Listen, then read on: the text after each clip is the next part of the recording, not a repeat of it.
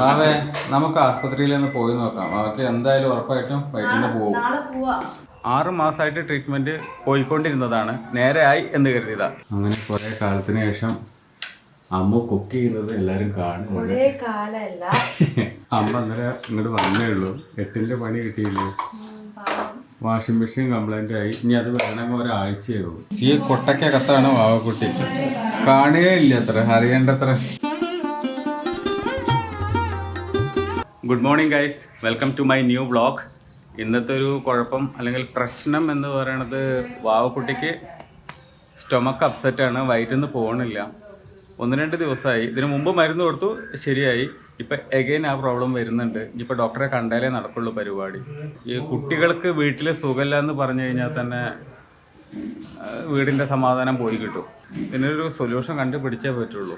6 മാസമായിട്ട് ട്രീറ്റ്മെൻറ്റ് പോയിക്കൊണ്ടിരുന്നതാണ്. നേരെയായി എന്ന് കരുതിയതാ. ഇപ്പം പിന്നെയും പഴയ പോലെ ആവുന്ന മട്ടാണ്. അങ്ങനെ കുറേ കാലത്തിന് ശേഷം അമ്മ കുക്ക് ചെയ്യുന്നത് എല്ലാരും കാണും.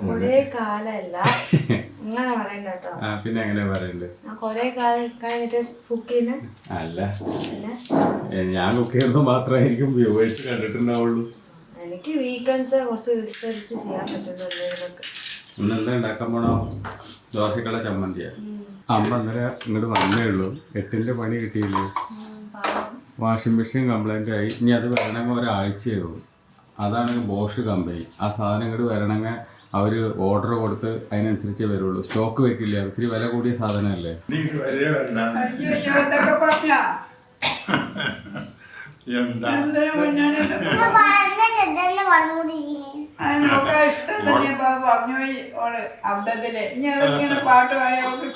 അങ്ങനെ പറയാൻ പാടുമോ?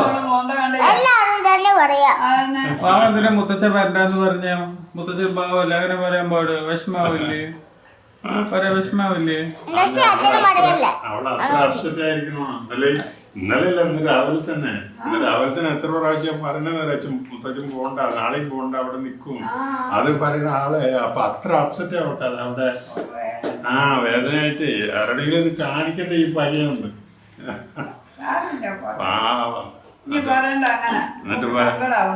വാവേ നമുക്ക് ആസ്പത്രിയിൽ ഒന്ന് പോയി നോക്കാം. അവർക്ക് എന്തായാലും ഉറപ്പായിട്ടും വൈകിട്ട് പോകും.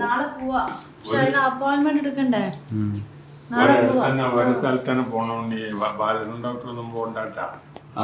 അതേ doctor, child trust hospital, Sreenivasan. Appointment ഇന്ന് വിളിച്ചോക്കാം. നാളെ ലീവ് എടുക്കാം കേട്ടോ. നാളെ ഭാവിക്ക് പരീക്ഷ. സാരല്ല, മിഡ്ടേമല്ലേ? പരീക്ഷയുണ്ട്. മിഡ്ടേമാണേ, മിഡ്ടേമാ. സാരില്ല, അതിന്റെ അമ്മ 2 ദിവസം 8ന്റെ പണി കിട്ടിയിരിക്കുകയാണ്. ഫുള്ള് അലക്കി അലക്കി അലക്കി. ഒന്നും പേടിക്കണ്ട. ഉള്ള പഴമൊന്നും കഴിച്ചില്ല. ഞാൻ പറഞ്ഞതാ സൈക്കിൾ ഒന്ന് ചവിട്ടുന്നു. സൈക്കിൾ ചവിട്ടി ഒരു എക്സസൈസ് ഇല്ല. വെറുതെ ഇങ്ങനെ ഇരുന്നാ പിന്നെ ഇങ്ങനെ പോവാ. സൈക്കിൾ ചവിട്ടിപ്പിക്കാൻ പറഞ്ഞില്ലേ ഡോക്ടർ? നല്ലോണം ചവിട്ട്. ഇന്നലെ വൈകുന്നേരം പറഞ്ഞ മോളിൽ പോയിട്ട് ചെയ്യാ. കേട്ടില്ല, ഉറങ്ങി ആ നേരത്തിൽ നോക്ക്. രാവിലെ വെള്ളം കുടിച്ചിട്ട് സൈക്കിളോ സൈക്കിൾ ചവിട്ടുകയല്ല നടക്കുകയോ എന്തെങ്കിലും ചെയ്യാന്നും പറഞ്ഞില്ലേ ഡോക്ടർ? ഓർമ്മ ഉണ്ടോ? വൈകുന്നേരം റോട്ടിലേക്കാണ് കൊണ്ടുപോവുക. മണി 9:30 അതിന് വല്ലതും കൊടുത്താ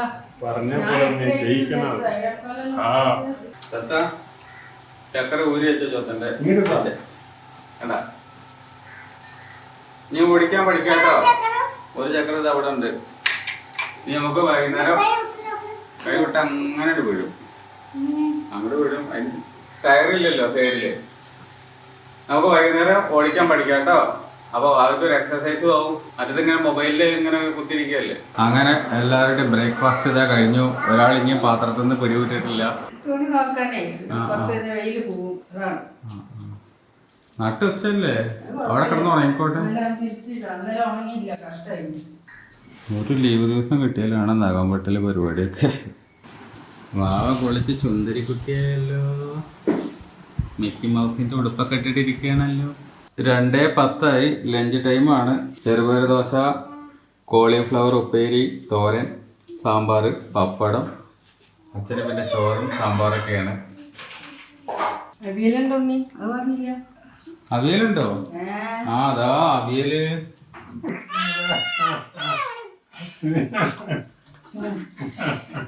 ആ അവിടെ തന്നെത്താനെ കണ്ടുപിടിച്ചു. ഈ ഒളിച്ചുകളി പറഞ്ഞൊരു കളി പണ്ടുണ്ടായിരുന്നല്ലേ, അവിടെ തന്നെത്താനെ അത് കണ്ടുപിടിച്ചു. കുറച്ച് കിടക്കാം. എവിടെ കുട്ടി? അഞ്ഞ് കണ്ടുപിടിച്ചു കഴിഞ്ഞാൽ പിന്നെ കിടക്കണം കേട്ടോ. ആ എവിടെ മോളെ എവിടെ? ഇവിടെ ഉണ്ടോ?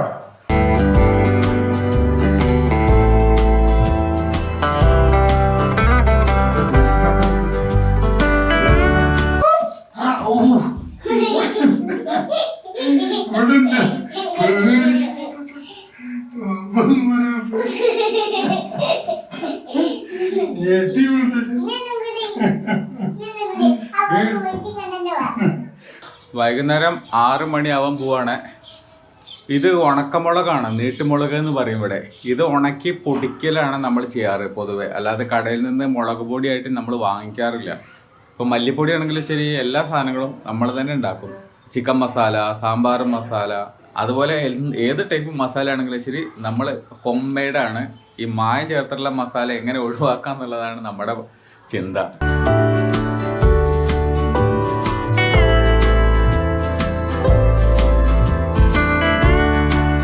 നല്ല തടിയുള്ള ഒരു പന്നി.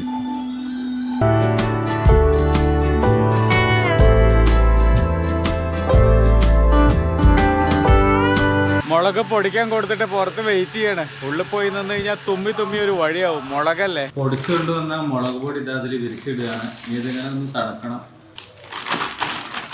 നമ്മളൊക്കെ വീട്ടിൽ യൂസ് ചെയ്യുന്ന മസാലക്കൊക്കെ എന്ത് ക്വാളിറ്റി ഉണ്ട് എന്നുള്ളത് പല കമ്പനിക്കെതിരെയും കേസുകൾ വരുമ്പോഴും ന്യൂസ് പേപ്പറിൽ വാർത്ത വരുമ്പോഴുമാണ് നമ്മൾ മനസ്സിലാക്കുന്നത്. ഇതേപോലെ എല്ലാവരും ചെയ്യുകയാണെങ്കിൽ ഹെൽത്തി ആയിട്ട് ഇരിക്കാൻ പറ്റും കുറച്ചെങ്കിലും.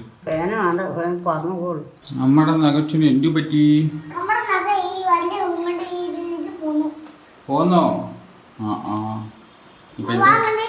അവള് കണ്ടിട്ടില്ല എത്ര മുങ്ങിയത് ആ സാധനം.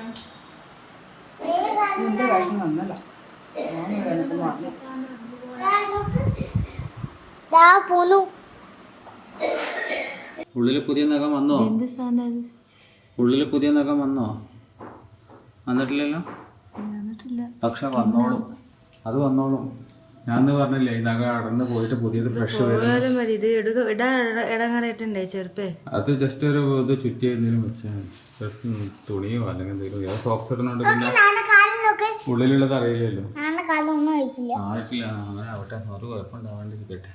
അപ്പോളോ ഫാർമസിയിലേക്ക് വന്നിരിക്കുകയാണ്. വീട്ടിൽ ആർക്കെങ്കിലും ആയിട്ട് എന്തെങ്കിലും ആയിട്ട് ഒരു പ്രശ്നം ഉണ്ടാവും, അസുഖമായിട്ട് മരുന്ന് അത് കാര്യങ്ങളെന്നൊക്കെ പറഞ്ഞിട്ട് ഒരു കുഴപ്പമില്ലാത്ത ഏതെങ്കിലും ഒരു കാലം ഉണ്ടാവുമെന്നാവോ.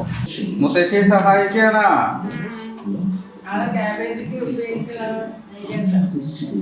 പച്ചനായ എല്ലാത്തിനും മേയ്ക്കാൻ ഒരു ഷെപ്പേർഡ്, ആട്ടിടയൻ, ഷെപ്പേർഡ്,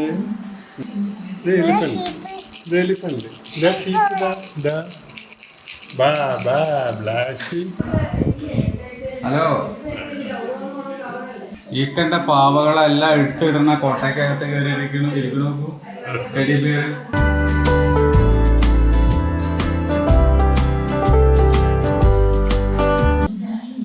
ഈ കൊട്ടയ്ക്കകത്താണ് വാവക്കുട്ടി. കാണുകയില്ല അത്ര, അറിയേണ്ടത്ര. എന്താ ഇത് കഥ?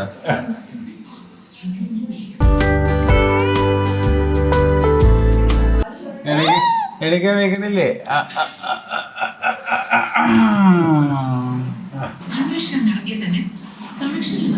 മാഗി ഉണ്ടാക്കിയാലോ? അങ്ങനെതാ മാഗി ഉണ്ടാക്കിക്കൊണ്ടിരിക്കുകയാണ് നൈറ്റ് ഡിന്നറിന് വേണ്ടിയിട്ട്. ഇന്ന് എല്ലാവർക്കും മാഗിയാണ്. അങ്ങനെതാ 8:30 മാഗി കഴിക്കാൻ പോവാണ്. ഡിന്നറാണ്, ഡിന്നർ ടൈം.